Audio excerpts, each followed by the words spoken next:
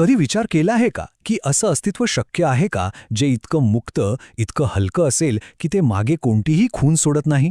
कल्पना करा, वाऱ्यावर तरंगणारं एखादं पीस जे कुठेच थांबत नाही, किंवा पाण्यावर आपण एखादी रेघ ओढतो आणि ती लगेच नाहीशी होते, अगदी तसंच. आजच्या या विशेष मांडणीमध्ये आपण याच गूढ अवस्थेचा शोध घेणार आहोत, अदृश्य मार्ग. आणि हा केवळ कुठला तरी आध्यात्मिक विचार नाहीये, तर आपल्या रोजच्या आयुष्यातली ओझी कमी करून मुक्त होण्याचा एक अत्यंत व्यावहारिक मार्ग आहे. जसे आकाशात उडणाऱ्या पक्ष्यांचे मार्ग शोधणे कठीण असते, ही एक ओळ, हे एक वाक्य आपल्या आजच्या संपूर्ण प्रवासासाठी दिशादर्शक ठरणार आहे. हे फक्त एक सुंदर वर्णन नाहीये, तर आपल्या सगळ्यांसाठी एक खूप खोल प्रश्न आहे. खरंच पूर्णपणे मुक्त असणं म्हणजे काय? आपल्या आयुष्यात असे कोणते न दिसणारे धागे आहेत, असे कोणते बंध आहेत जे आपल्याला नकळतपणे जखडून ठेवतात? चला तर मग या प्राचीन ज्ञानाच्या प्रकाशात या प्रश्नांची उत्तरं शोधायला सुरुवात करूया. आपला हा शोध 6 भागांमध्ये विभागलेला असेल. सुरुवात होईल एका भिक्खूंच्या रहस्यमय साठ्याच्या एका रंजक कथेने. त्यानंतर आपण पाहू की बुद्धांनी यावर कसं एक सौम्य पण खूप महत्त्वाचा निर्णय दिला. मग एका गहन गीतातून, एका गाथेतून आपण अदृश्य मार्गाचं तत्त्वज्ञान समजावून घेऊ. आणि सगळ्यात शेवटी ही हजारो वर्षांपूर्वीची शिकवण आजच्या आपल्या डिजिटल जगात आपल्यासारख्या संग्रहकर्त्यांसाठी कशी उपयोगी ठरू शकते, हे काही सोप्या सरावातून अनुभवू. चला, आपण सगळे मिळून जरा काळाच्या मागे जाऊया, स्वतःला त्या जेतवन विहारात पोचवूया. डोळे मिटून कल्पना करा. दुपारचं ऊन आहे, त्याची सोनेरी किरणं पिंपळाच्या पानांतून झिडपत जमिनीवर येत आहेत. हवेमध्ये अगरबत्तीचा एक मंद, पवित्र सुगंध भरून राहिला आहे. आणि या सगळ्याच्या पलीकडे शेकडो भिक्खूंच्या एकत्रित ध्यानातून निर्माण झालेली एक अथांग, निखळ शांतता. याच शांत पवित्र वातावरणात एक अशी घटना घडली जी वरून पाहता खूप सामान्य वाटेल, पण तिच्यामुळे मानवी स्वभावावर आणि मुक्तीच्या मार्गावर एक अजरामर शिकवण आपल्याला मिळाली. तर ही होती आदरणीय बेलाट्टीसीस यांची रोजची पद्धत. ते भिक्षा मागून आणायचे, वाटेतच थोडं जेवण करायचे आणि उरलेले तांदूळ विहारात आणून वाळवून ठेवायचे.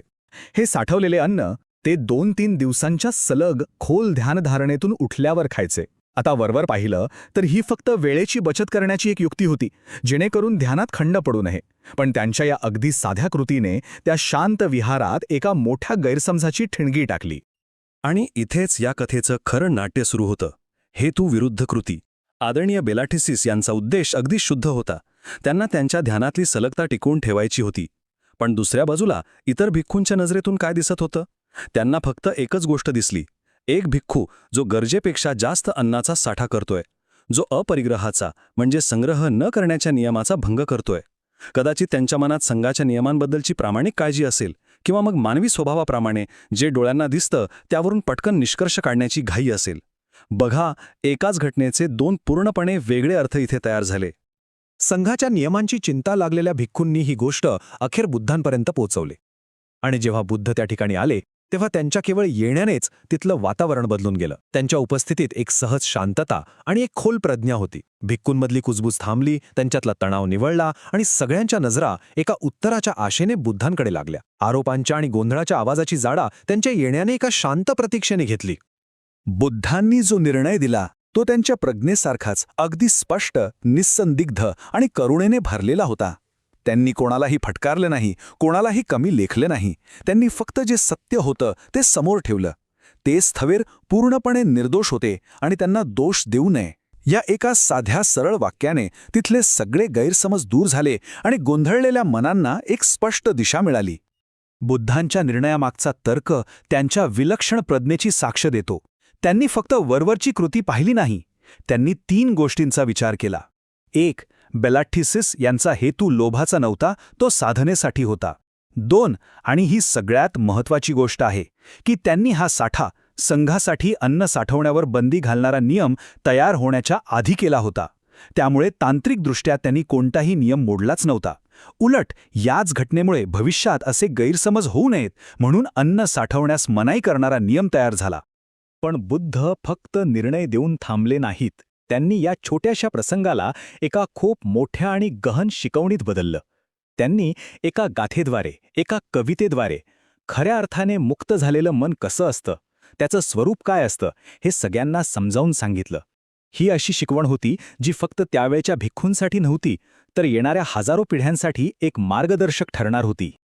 ये स सन्निकयो नथी ये परिज्ञात भोजना शून्यतो अनिमित्तो च विमुखो ये स गोचरा आकासेव सकुंतानम गतितेसम दुरन्यया.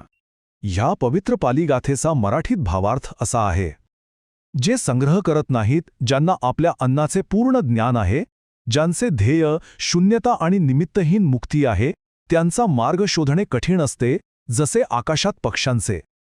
याचा अर्थ खूप खोल आहे. हे फक्त अन्न साठवण्याबद्दल नाहीये, तर आपल्या आयुष्यातल्या प्रत्येक भौतिक आणि मानसिक गोष्टीला चिकटून न राहण्याबद्दल आहे.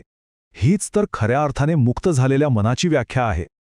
चला, यातील काही महत्त्वाचे शब्द समजून घेऊया. पहिला शब्द आहे सन्निकयो. याचा अर्थ आहे संचय किंवा साठा. पण हा फक्त अन्न, कपडे किंवा वस्तूंचा साठा नाही. याहूनही सूक्ष्म पातळीवर चांगल्या वाईट कर्मांचाही संचय न करणं.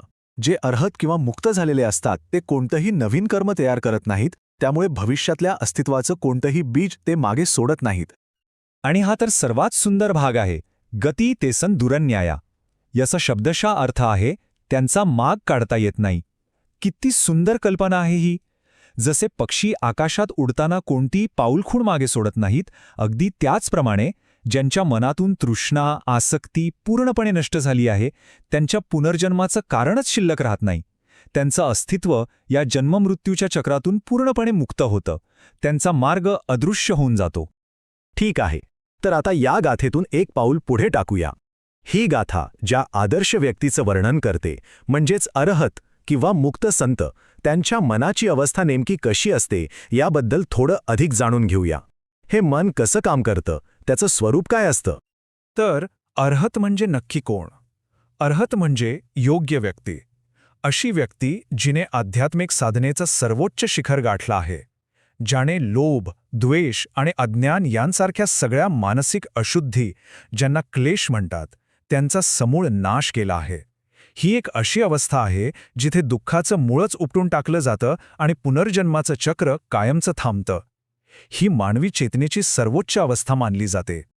या गाथेत वर्णन केल्याप्रमाणे अर्हताचं मन 3 विशेष अवस्थांमध्ये वावरतं. पहिली आहे शून्यतो, म्हणजे शून्यता, म्हणजे आसक्ती, मी आणि माझं या भावनेतून पूर्णपणे रिकामं असणं.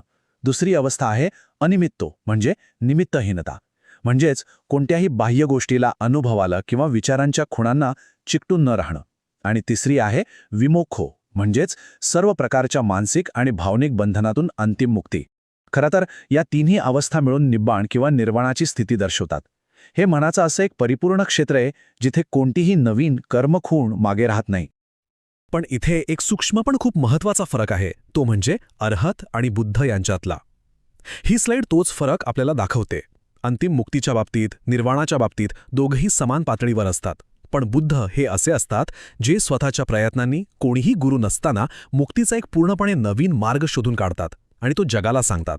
तर अर्हत हे बुद्धांनी दाखवलेल्या मार्गावरून चालून त्याचं अनुसरण करून मुक्ती मिळवतात.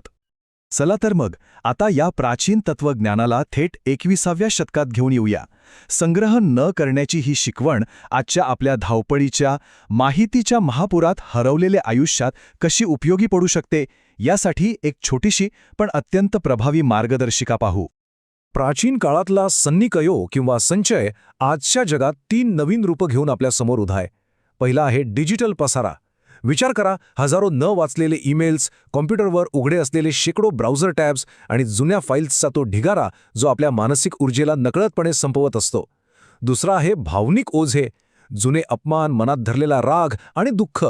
आपण हे सगळं मनात साठवून ठेवतो, जे आपल्याला वर्तमानात मोकळेपणाने जगू देत नाही. आणि तिसरा प्रकार आहे कामाच्या ठिकाणी अतिरिक्त जबाबदारी. नियंत्रणाच्या हव्यासपोटी किंवा नाही म्हणायच्या भीतीपोटी आपण कामाचा आणि जबाबदाऱ्यांचा संचय करतो. हे तिन्ही प्रकार आपल्या मनावर आणि आयुष्यावर अनावश्यक भार टाकत असतात. बरं, हे सगळं फक्त ऐकून किंवा समजून घेण्यापुरतं नाहीये, हे प्रत्यक्ष कृतीत आणण्यासारखं आहे. हे ज्ञान केवळ ऐकून सोडून देण्यापेक्षा ते आपल्या आयुष्याचा एक भाग कसं बनवता येईल यासाठी एक अगदी सोपा सराव पाहूया. हा सराव कोणीही, कधीही आपल्या रोजच्या आयुष्यात सहजपणे करू शकतं. चला तर मग या ज्ञानाला कृतीत आणूया. आपल्या सरावासाठी एक वही आणि पेन घ्या आणि या 3 प्रश्नांवर थोडा वेळ शांतपणे विचार करा. पहिला प्रश्न, अशी कोणती एक गोष्ट आहे, मग ती भौतिक असो, डिजिटल असो किंवा भावनिक असो, जी आपण विनाकारण साठवून ठेवली आहे?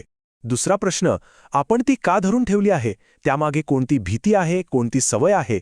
आणि तिसरा प्रश्न, कल्पना करा की ती गोष्ट सोडून दिल्यावर किती हलकं आणि मोकळं वाटेल. त्या स्वातंत्र्याचा अनुभव कसा असेल? स्वतःशी प्रामाणिक राहून यावर नक्की विचार करा. आणि जाता जाता हा एक विचार सोडून जातो. जसे आकाशातले पक्षी कोणताही मार्ग मागे ठेवत नाहीत, जसं वाहणारं पाणी कोणताही आकार साठवून ठेवत नाही, तसं आयुष्य जगता आलं तर कोणताही भार न घेता, कोणतीही खूण न ठेवता अशा मुक्त जगण्याचा अनुभव नेमका कसा असेल यावर नक्की विचार करा.